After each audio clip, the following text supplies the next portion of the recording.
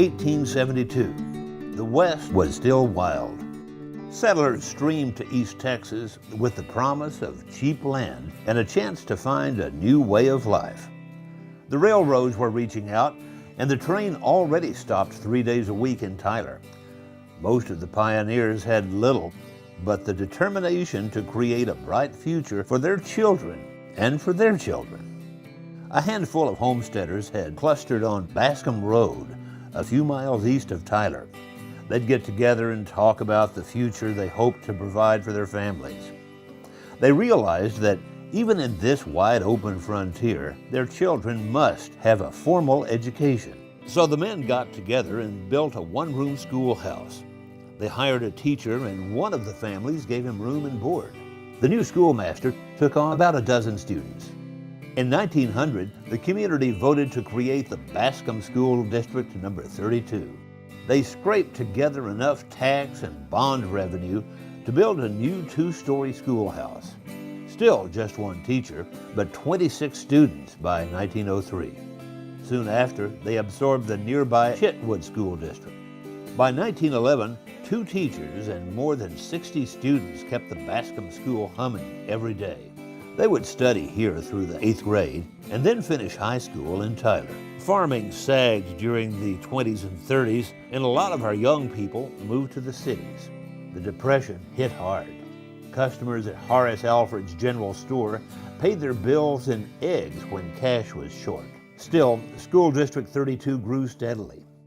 In 1936, 2 schools here were educating a couple of hundred children. 7 teachers were on staff. World War II transformed life for the entire nation, but our citizens stayed true to their vision. They merged with the Murph schools in 1941, and soon the Chapel Hill Independent School District was born. Even with the war raging, school construction surged. A new main building with gymnasium opened in 42, and another building shot up the next year. Student athletes competed around East Texas in baseball, basketball, football, and track throughout the war years. In 1943, school leaders planted an oak sapling and they named it the Learning Tree, a symbol of their commitment to future students.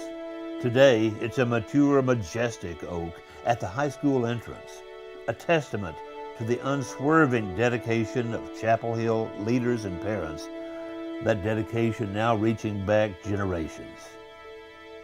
1945, peace at last.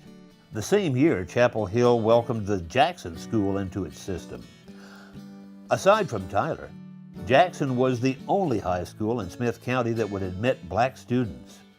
12 students proudly accepted their high school diplomas in 1951, Chapel Hill's first graduating class. And as the world entered the space age in the early 1960s, Chapel Hill kept growing. A band hall, ag building, cafetoriums, a library, and a field house would soon appear. Chapel Hill swelled to a 3A school district by 1971. Many parents worked nearby at the sprawling plant General Electric had built in the mid-50s. Technology was everywhere. It presented educational challenges and opportunities that the settlers of 1872 could never have imagined. Chapel Hill ISD in the 21st century is a big 4A system with 5 campuses, 3,600 students, 550 passionate, highly qualified teachers, staff, and administrators.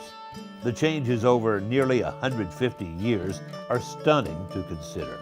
The one constant that has not changed since the days of the one-room Bascom schoolhouse is the determination to give our children a bright future. Today, we stay laser-focused on social and academic growth in an environment that is safe and nurturing, an environment that is technologically enriched, where high standards of character and ethics are expected. Shaping the future, one child at a time, the Chapel Hill way.